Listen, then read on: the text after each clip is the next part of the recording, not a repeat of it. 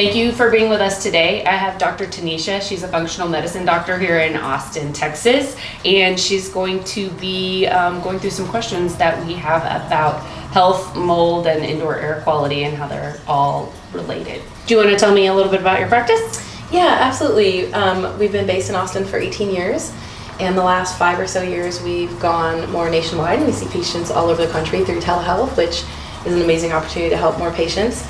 The people that come to us are typically patients that have been to 8 to 10 doctors, and they have what we call medical mystery kind of symptoms, and we dig a little deeper and find things that traditional Western medicine doesn't typically find. How did you get started in it? I got started in functional medicine, honestly, at age 15.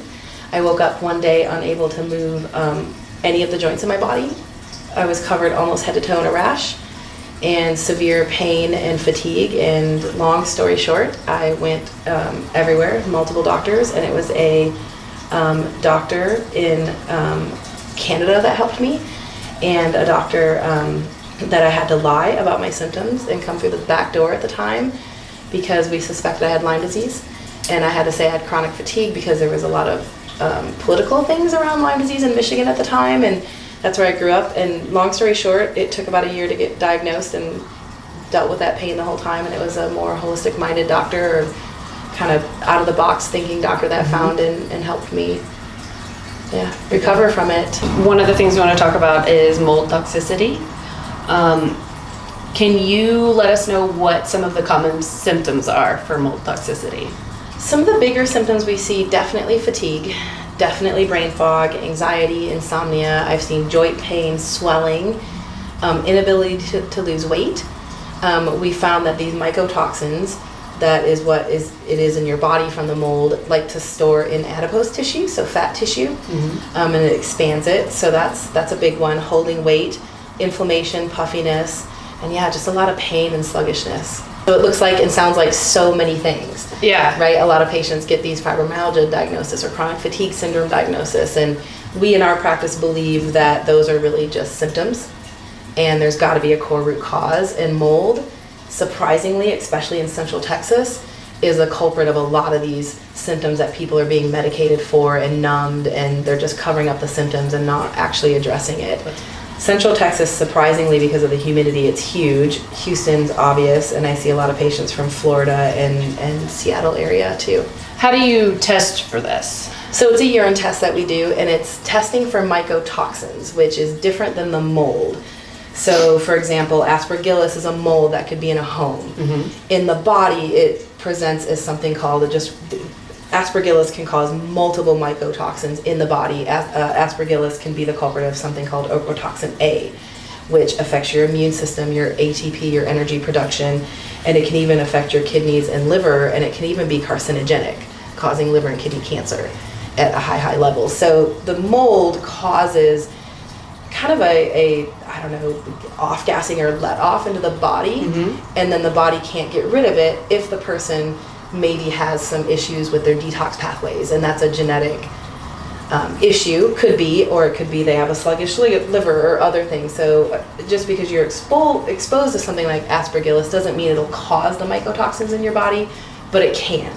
You might be able to get rid of that mold as soon as you're exposed to it, and you might not be able to. If it stays and it hangs out in the body, it causes essentially a cytokine storm, which is a word we all heard during COVID. A cytokine storm is what the inflammation is what was happening in people's lungs and heart in COVID and why they were passing. A cytokine storm is also what happens when you sprain an ankle and it swells. So these mold particles are in the body. The body can't detox them. They're settling in places, and the body's brilliant. The body's going to do the best it can to help and heal you, and it's going to send these fighting cells to the area the mold is, and if the mold is in your brain, it's a whole lot of anxiety and brain fog, and you just can't think, and you can't focus, and you can't function a lot of the time, and it can be overwhelming. If it's in other parts of the body, that's affected too. I see a lot of joint pain and inflammation. So you're saying a very basic urine test you can find out. Back to the question. So by a urine test, and there's some factors, there's some things you have to prep for the test to get a good clean catch, and if you're taking things that could impede the test, we take the patient off of them. But literally a $400 urine test. yeah, could be the answer to a lot of these mystery symptoms, because it will let us know if the person is trying to detox mycotoxins. By the time most patients find you, how long have they been fighting these symptoms and being called a hypochondriac by the people that they live or work with or friends with before they actually come to you with a... In general, in my practice, I mean, I've seen people sick for 4 decades. Specifically with mold, I think because mold is kind of a newer toxin, environmental toxin that we're really honing into in functional medicine. I mean, we probably have not been able to test for it this well. Maybe inside the last 5 years it's gotten much, much better, but I mean, patients have come sick 4 decades. More recent, because I think more people are learning about their environment, at least most people have been sick at least a year. How come it does affect some people in a household and it won't affect other people in a household? Yeah, so it's the perfect storm of being exposed to something that you cannot detox. So that could mean that your liver is congested from other things, or you have congenital, meaning you're born with a kidney issue, and you're exposed to this toxin and the body isn't doing what it's supposed to get it out. That's one possibility. Another, and your immune system could be low. That's another one. We find that people that have other underlying infections or illnesses, put them in a moldy home, and they just may be so weakened that they can't detox properly, and then the mold hits them. Ultimately, most of my patients that have mold issues have a significant amount of genetic defects, or SNPs, meaning that the gene has it's called a single nucleopolymorphism. Ultimately, it could be that the person's genetics have a defect in them, or a SNP, which is a single nucleopolymorphism that they do not detox well. Do you test for that? We do, and that's even simpler. Or even more simple, it's a cheek swab to get their DNA. And then we run 55 different gene markers to look at how well their body handles environmental toxins, mold and fungus. The most popular gene that people are speaking about in mainstream medicine, that a lot of mainstream doctors are running, is called the MTHFR gene. And it has to do with how well your body methylates. And methylation is kind of a pre-step into detoxification and your body deciding what to keep and what to get rid of. So when mold comes into somebody's body and the body can't recognize it as a toxin because of a genetic defect, or because it doesn't handle the detoxification pathway, it's got some breaks in its pathway genetically, those mold particles get through. And then they settle as mycotoxins in our body, and that's what makes people sick. So you can have a family of 5, and I've seen it, and 2 people are, they have the diagnosis of fibromyalgia, chronic fatigue, or, lots of different diagnoses. Autoimmunity is a big one. Lupus, rheumatoid arthritis, all of this sometimes can be mold. And we see 2 people that are bedridden, losing their careers, that can't go to school, and then 3 people in the house are totally fine. Do you feel like it's ever misdiagnosed for an autoimmune disease when it's just mold toxicity? All the time. We see people detox mold and their, arthritis went away. Well, there was a cause for the joint pain, and it wasn't, and the body doesn't attack itself for no reason. Autoimmunity doesn't exist because the body wakes up one day and says, oh, let's decide that our own cells are intruders. There's something wrong with those cells, and oftentimes it could be a mycotoxin from mold in those cells that the body's trying to do the right thing and attack and detox that mold, and it's causing damage at the same time. That's the definition of autoimmunity, in my opinion. There's always, always, always a cause.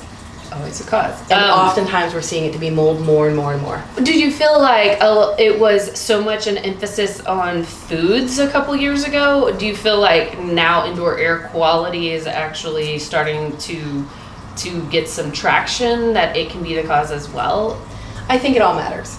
I think that if you detox the mold but you still put a lot of poor quality food in your body, you're still going to feel bad, right? So I definitely think that that matters, and it's not the only thing.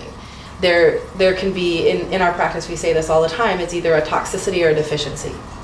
There's really nothing else that causes, I believe, inflammation in the body, which is the root of all disease. So either you're lacking something or you have too much of something. And you can have too much of an environmental toxin in the body, and it overloads the body and it can't do what it's supposed to do. If you take away what the body has too much of and you give it what it needs, The body has the ability to heal. That's what we're designed to do, to stay and remain in homeostasis.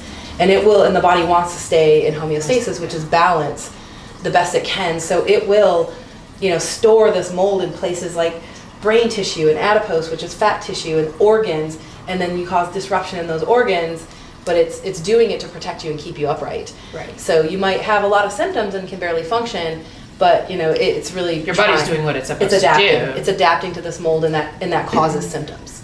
And symptoms come from somewhere. So if somebody does do one of these tests with you and they are positive for mold toxicity, what are the next steps? So if somebody does a test with us and we find positive mycotoxins, meaning they had been exposed to mold and these mycotoxins are in their body, so they have mold in their body, I never start with a detox. That's never the starting point. And people think, oh my gosh, I have to detox the mold. There's a reason why the body hasn't detoxed the mold already. So we have to take some back steps and say, okay, if we start this detox and we start pushing this mold out of their body, can the liver handle it? Can the kidneys handle it? Can the gut handle it? The liver dumps into the GI tract and out. And if that can't happen, I say it's like the Gulf of Mexico, backwashes.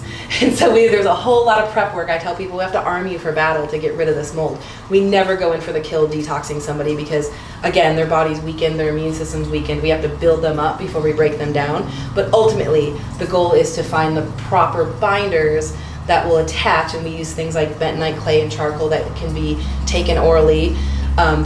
There's different ways to chelate through IVs too.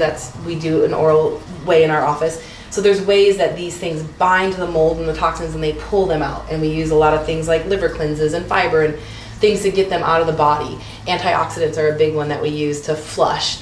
We have to make sure the person's drainage pathways are open, meaning their lymphatic system's working.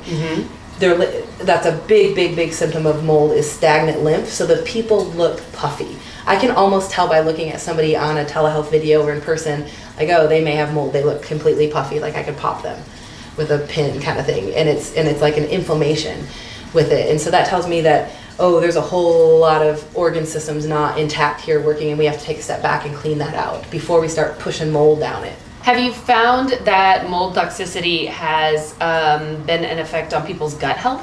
Absolutely, because that's part of the detox pathway is through the GI tract. So absolutely it causes inflammation. And sometimes I don't know what comes first, the chicken or the egg. We do a lot of tests for leaky gut syndrome, meaning the gut lining is thinning through the inside of your gut lining shell with all this good flora and enzymes. And when it's been used up, stress can do it. You hear about stressed out people getting ulcers, right? Medications can cause this to thin and be inflamed, and poor foods, food dyes, toxicity, mold.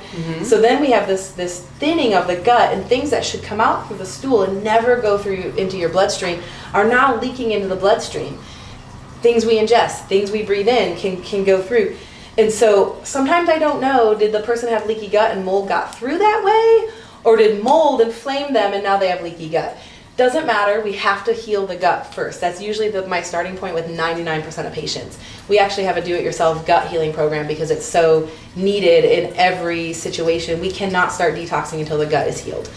And so so food is foundational. The right food is foundational months before we get to the mold detox. If you're finding that someone has mold toxicity, what are you recommending them do for their environment? So the number one thing I say is test your environment. And I really like something called the ERMI test. It's a couple $100, and it's a Swifter test where they take dust samples from their house because and this is incredibly important because if we are trying to heal somebody and they are in a toxic environment, they will not get well. You cannot put fire and water on a bonfire at the same time and expect it to go out. And that's exactly what's happening. If we're trying to detox and they're retoxing at the same time, they're never going to get well. So this is a test they do them. So they order this test and they can do it themselves and send it in? They get it direct from the company. I'm not involved in the environmental testing at all. But I do tell them, do not waste your time or money trying to detox these mold toxicities, these mycotoxins. If you're in the moldy environment, you're not going to get well. You're just not. You cannot heal in a dirty environment.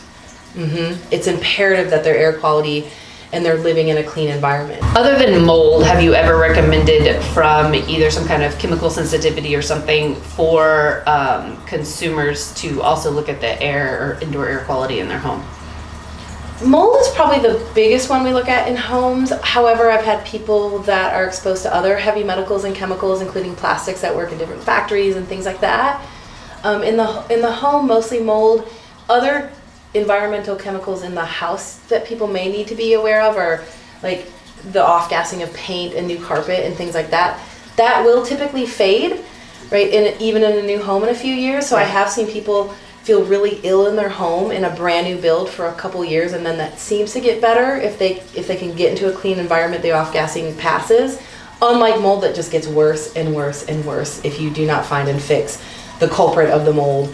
Toxicity, right? The leak, the mold, like whatever it is that's causing it. From a chemical sensitivity, from a VOC perspective, new home, would you ever recommend if somebody was feeling bad for them to just get something to eliminate the VOCs, or potentially just fresh air? Or is that something you'd stay away from doing, but just telling them to find a contractor that would do it? So if someone's feeling really sick in their home, if we can correlate, we do a very long 1 hour intake of a health history, and someone has said, I ask when they've moved into new homes and when their illness has started, and if I can kind of line that up, I tell them to go on a 5-day trip and don't even take your clothes. Go buy new clothes. Okay. Anything that can have mold particles on it, go to Target and get some inexpensive clothing. Don't take much from your house at all that has any type of fabric on it, and tell me how you feel in 5 days. Most people are just like, yeah, I know it's my house, let's just test for mold. But I have had some people do it and they came back and they're like, yeah, you know what? My headache went away. My anxiety went away day 3. I felt better than I ever have. Okay, let's do some testing. Typically, we don't have to convince people too much. They've, again, been to multiple doctors by the time they kind of look at functional medicine, but that is a good tip and trick to try to leave their house. And I feel like for your body to get the environmental stress out of it, it has to be a couple days out of it. Okay. Can you give us a brief overview of environmental factors and how they can affect hormonal issues? Yeah, so hormones are a big part of our practice, anywhere from fertility to menopause. And what people do not realize is a lot of your hormones are made and broken down in the liver. And converted in the liver. And one of the major organs affected by mold toxicity is the liver. The liver is our major detox organ. So somebody may come in for fertility or having hot flashes and night sweats and mood swings, and listening to their whole history, something in there may trigger me to say, hey, let's test for mold. I think your liver is congested. Let's find out what's causing it. And also to kind of build on that, if somebody's liver enzymes are out of range, they're showing that their liver stress in their basic blood panel, I start thinking and digging, okay, what's causing that liver to malfunction, dysfunction, to work harder? Because when the liver is working hard, the hormones are not in balance. And so we oftentimes trace it back to mold. So people literally have come in for fertility issues, and we found out that they were living in a moldy, toxic environment, got them out of the environment, cleaned up the environment, detoxed their liver, healed the other things that need to happen before we can detox the liver, and they were able to get pregnant. Or their menopausal symptoms really were a lot of toxicity, or their thyroids work again, their adrenal glands give them adrenaline and energy again. And this is how mold toxicity causes chronic fatigue. It's really the hormone dysfunction in the liver that's happening with the chronic fatigue connection with mold toxicity. The biggest thing that happens in the liver with energy is T4, a thyroid hormone, converts to T3, another thyroid hormone, and that's a big energy powerhouse in your body. That happens in the liver. That conversion happens in the liver. And if the liver's, over here, it'll rob Peter to pay Paul. It's trying to get rid of this toxicity that's going to keep it inflamed and keep you sick, and it's not doing its job over here because it's busy and it's toxic. Okay. And that's our fatigue connection. That's one of them. There's a lot of fatigue connections. How does mold affect cognitive function and brain health? So mycotoxins, again, caused from a mold exposure that your body can't detox, can absolutely cross the blood-brain barrier. And not all things can cross the blood-brain barrier, because there's a barrier to keep our brain safe, really, and kind of segmented, maybe compartmentalized from the rest of our body, and blood flow can be different there. But mold can get through that. And so then the brain is inflamed. And the body wants to fix inflammation, so it's gonna try to detox that mold or get rid of that mold with inflammation. It's gonna send the right cells there. So then when the brain is inflamed, people have a lot of brain fog. They can't think, they can't reach for their words, they get confused, they lag at work and they don't know why. They get tired, like brain tired, not a physical tired, but like, oh my gosh, it hurts to think kind of tired. Right. I see anxiety a lot of brain chemical disruption and imbalances in their serotonin and dopamine levels from the mold and the inflammation in the brain. And then insomnia. Insomnia is another big one, that they can't sleep. They have this, their brain is almost overstimulated, almost on fire, and they're anxious, crawling out of their skin. That's a big one. When people say things like that, my brain feels like it's on fire, I'm thinking of all these things, I'm anxious all the time, I can't sleep, my brain won't shut off. Sometimes it's mold that's crossed the blood-brain barrier. So it's not necessarily ADD, it can be something to that effect. Absolutely could be. I mean, again, there's a reason why the body's not, you can't pay attention to the way that your brain is made to. Like, there's a lot of culprits. Mold is definitely one of them, but usually it's some sort of brain imbalance. Absolutely. Well, what's causing the brain imbalance? Could be genetic, could be environmental. That may be worth saying. Almost every single symptom that we see in any patient, anywhere from fatigue to brain fog to insomnia, I absolutely believe is either environmental or genetic. There's not much else. Right. There's not much else. It's either we were born with it and it's unfortunate, or we got into some unfortunate situation, or we've been misbehaving. We've been eating foods that make us sick, or doing things that stress our body, drinking, doing drugs, things that stress our liver, right? So we're either misbehaving or misfortunate. And so it's environmental or it's genetic. And mold is just one of those that can absolutely be a culprit for something like OCD, ADD, ADHD, depression, anxiety diagnoses can absolutely be mold in the brain.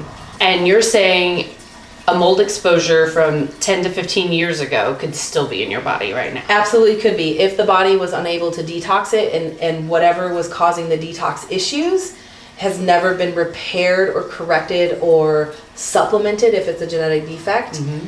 Because if you have a genetic defect, it's not the end all be all. There's a lot of things we can do nutritionally. We can put in some of the nutrients that your body can't make, and you can complete the pathway yourself. We can go in and manually detox. So if that's never been done in 15 years after a mold exposure, and I'm not talking one mold exposure, you stay in a hotel that has mold. I'm talking prolonged living in it. It's constantly being inserted into your body and you can't get rid of it. It builds up into levels. That can absolutely be there in 15 years if nothing's changed and you didn't detox it. We've traced it back. In fact, I can absolutely think of a case of a woman this is a really interesting case. She had a lot of medical issues. Infertility was one of them. Mm-hmm. She worked in Galveston in an old building, and she found me because her coworker, her boss, she'd worked in the building 8 years prior. She found out she had all these she was this medical mystery. They thought she had everything under the sun. They tested for lupus, for RA, rheumatoid arthritis, all the things. None of it came back positive. And she found out that her boss, her coworker, died from mold toxicity in her lungs. And they found out that they both sat under this vent that they could visibly see mold on this vent in front of them. And she worked in that building for 5 years. 8 years ago, her boss worked the whole time, had been working the past 8 years after that person left the thing and passed away, and they found out it was mold toxicity. So she found me to get mold tested, and sure enough, she had mold, and she now has a 2-year-old baby. Mm-hmm. Yeah, it's a beautiful story. But, so she was suffering for 8 years from a mold exposure. We tested her home, mm-hmm. did not have the levels. She no longer lived in Galveston. It absolutely was from that. We traced it back to that. What are common sources of mold growth in homes? I've seen everything from a tiny leak behind the dishwasher, which was my experience, to the AC in the attic leaking, to under the kitchen sink. In my particular experience, we closed on a house in 2018, and it was the middle of the summer, and the house was empty. And on inspection, they found that there was a leak behind the dishwasher. And we were hands off. We had not closed yet. They fixed the leak. What happened was they pulled the dishwasher out. They fixed the leak. They put the dishwasher back. Nobody dried out the drywall. And fast forward 2022, we found mold in our air conditioning unit, mm-hmm. which happened to be right by my daughter's room, who had headaches when she slept in her bed and wanted to sleep with mom and dad up to age 7, and we're like, go back to bed. Had headaches all the time, only when she slept in her room. Well, we found the mold in the AC, in the plenum to be specific. They had to replace all that, and the inspector I worked with said, okay, there's no leak, there's no water, there's no standing water around your AC. This got sucked into your vents from somewhere else. We have to find it. And he looked in every nook and cranny, pulled out my dishwasher, and just full of black mold. And you touched the drywall and it disintegrated. So they fixed the leak that had been going for who knows how long, and they pushed the dishwasher back. What's even more startling is we had the year before gone through a kitchen remodel. And they didn't. And we had and through that process, even before the remodel, we had a new dishwasher put in. So not even changing out a new dishwasher had someone seen the black mold, because why would they go underneath there? They probably pulled the old one out, put the new one in, and plugged it in and went. And so this was growing for 5 years in our home, and it got into the AC vents. The fact that you cannot visually inspect what is going on with water and plumbing and some of the biggest, most important parts of your home is still crazy to me. And I was pretty symptom free. However, immediately I ran everybody's urine. My husband did not have mold. Myself and my daughter had pretty high levels. I've most of my life eaten great, very clean, exercise, trainer, the whole thing. I gained weight moving in that house. And I couldn't figure out why I was carrying an extra 25 pounds. It literally fell off in 4 months after a mold detox. Fell off. Did not change my nutrition, did not change my exercise routine. And had muscle tone under this kind of puffiness of adipose tissue that was inflamed and full of mold. And I've seen that in practice too. But not everybody stores the mold in the adipose tissue. It can go in lots of different organs and joints and other places too. Okay, so obviously we live here in Austin. Everybody loves their pets. Yes. Are pets susceptible to mold toxicity? Absolutely. They breathe in the air that we do. Absolutely. And can we test them? It's been done. It's been done. It's been done. It's just a urine sample of any living being. Absolutely. Okay. Yep. And they can be detoxed. Yep. And I've seen pets coughing all the time, like a weird cough a lot is a big one. Some hair loss and just real lethargic of the pet. And those are probably the biggest things, right? Because they can't talk to us and tell us if they hurt. Young animals having a lot of arthritic issues without arthritis showing up on x-rays, like a 3 or 4 year old lab looking arthritic and moving slowly, could absolutely be something like mold. We've seen it. We've seen it. Has adding additional filtration or anything to a home ever been something that actually affected or helped these people? Absolutely, I believe so, especially through if you're in a situation, because remediation is hard and expensive. I have absolutely seen people that could not go through and get a new AC unit or go through a remediation, and they've brought in filters and they've done a lot of cleanup of the environment, stop the sources, and it's taken away 60% of their symptoms, absolutely, to where they're functioning until they can do the rest. Absolutely, yeah. So I'm a big fan of air filters and things that clean up the environment if you can't remove the source. A big one too, plants. Plants inside someone's home, the dirt can have a lot of mold living in there if they're overwatering, and that can off gas, and you can get mycotoxins from plants. A lot of plants, if you're not constantly changing the soil and cleaning the soil, that can absolutely be a source of mold spores, and then you're breathing it in. So my overall thoughts on something like mold toxicity, it's always a possibility if you're living in an environment that hasn't been tested or hasn't been cleaned. So if you're having a lot of weird symptoms like chronic fatigue, joint pain, insomnia, anxiety, brain fog, and everything looks good on your normal labs, running mold is a really good place to start to see if your mystery illnesses are a mycotoxin or a mold toxicity in your body, because it's just not being looked at enough. There's just so much I don't think I understood or even realized how affected so many people are by mold. I feel like the general population kind of thinks those people, they had a big leak, they had a big thing. Right. It's like a rarity. And this conversation has definitely brought to light that it is not that rare, and you know, it's your life and your health is so important. I have a huge passion for people who are suffering and they don't know why. That was my story, and it's there's answers. And I would tell people, just keep digging, and if your doctor doesn't know about mold or not willing to dig deeper with you, find someone who will, because there are answers out there. There's always a cause, and mold has become a huge culprit of chronic illnesses and disease. I think that this will bring some hope to some people who maybe are in a hopeless spot with their health. Yeah, So. don't give up. There's a reason you don't feel well. We're going to link all of Dr. Tenesha's information below, so please reach out if any of this has struck home with you and you want to do some further investigating of your health or your family's health.